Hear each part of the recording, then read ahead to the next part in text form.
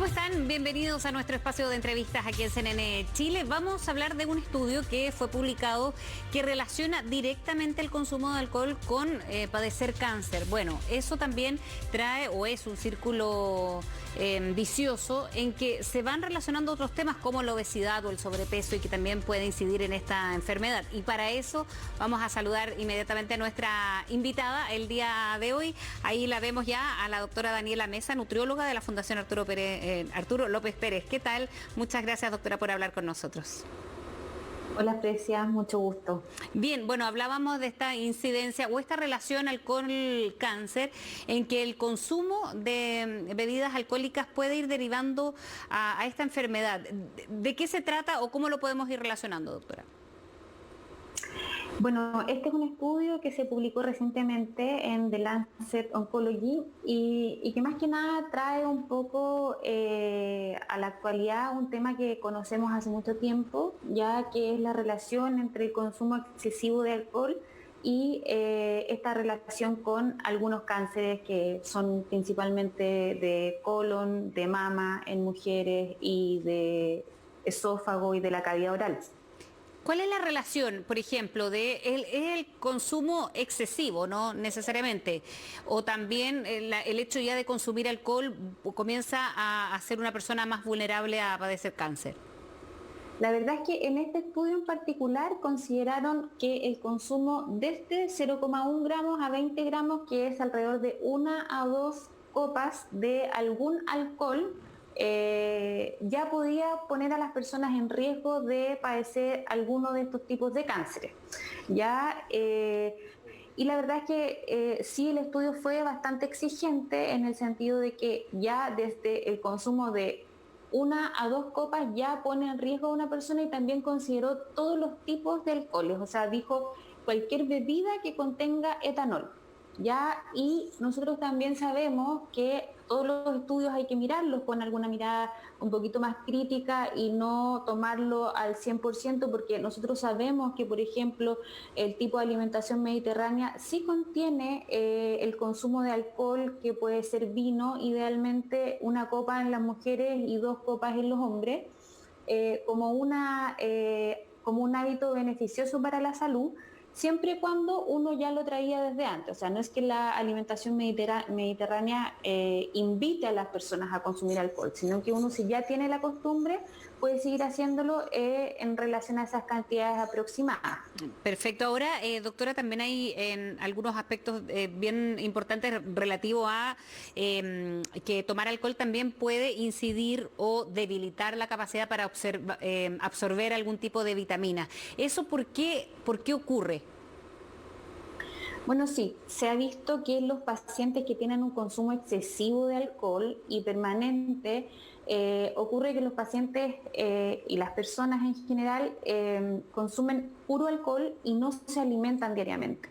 ¿Ya? Y también ocurren una serie de efectos moleculares que no viene al caso, digamos, mencionar, en que hacen que hayan déficits específicos del grupo B, ya de tiamina específicamente. Entonces, cuando nosotros tenemos algún paciente que tiene antecedente de ingesta excesiva de alcohol, lo primero que uno tiene que hacer es administrar este tipo de vitaminas una vez que están hospitalizados.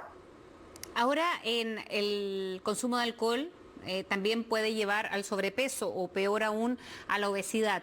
Y esto, cuando hablábamos de este círculo vicioso, ¿no? Que va llevando una cosa a la otra, puede incidir también un sobrepeso o una obesidad incluso en otros tipos de cáncer, ¿no? Entonces, como indirectamente quizá poder llevar a una persona a tener cáncer por el consumo de alcohol y quizás una mala alimentación.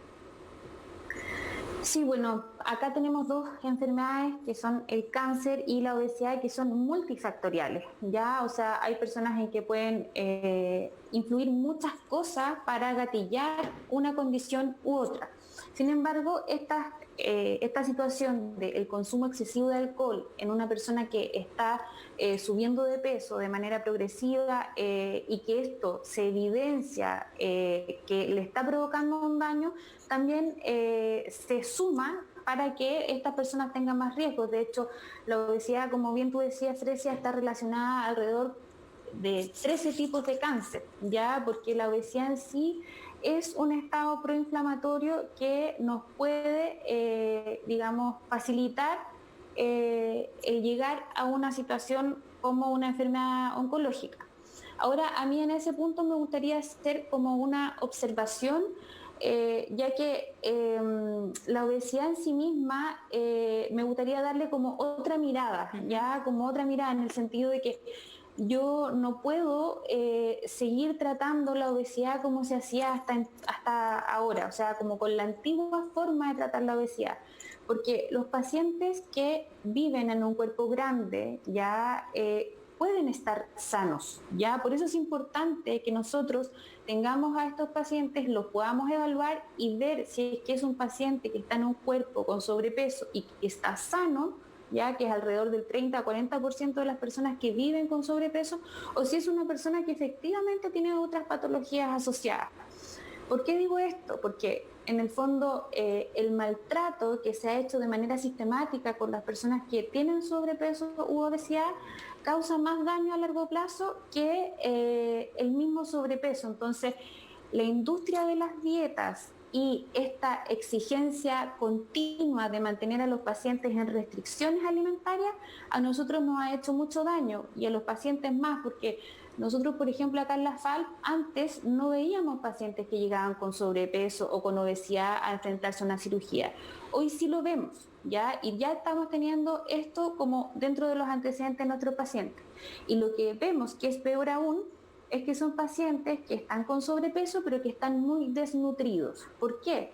Porque en algún momento se le diagnosticó el cáncer, fueron a algún lugar, alguien les recomendó sacar todas las harinas blancas, sacar la leche, sacar el azúcar, restringir en una situación muy estresora que es un contexto de una enfermedad oncológica y los pacientes tienden a tener atracones, o sea, la restricción lleva al atracón. Entonces, como que mi lucha y mi política de manejo de los pacientes que están con sobrepeso y obesidad es ojalá sacarlos de la industria de las dietas, sacarlos de esta restricción constante, de este maltrato constante en que incluso los equipos médicos cuando un paciente se va a controlar les dicen ¿cómo se portó? Hizo la dieta y la verdad es que esa no es la ¿Cuál es la lógica forma para ahora, tratar doctora? a un paciente.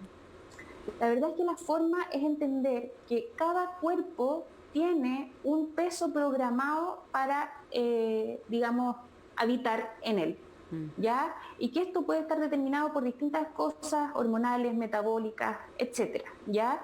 Y la idea es que nosotros entendamos es que podemos tener un cuerpo sano en todas las tallas y que debemos tener un tratamiento de la obesidad que sea inclusivo y que sea respetuoso y que sea compasivo con el paciente.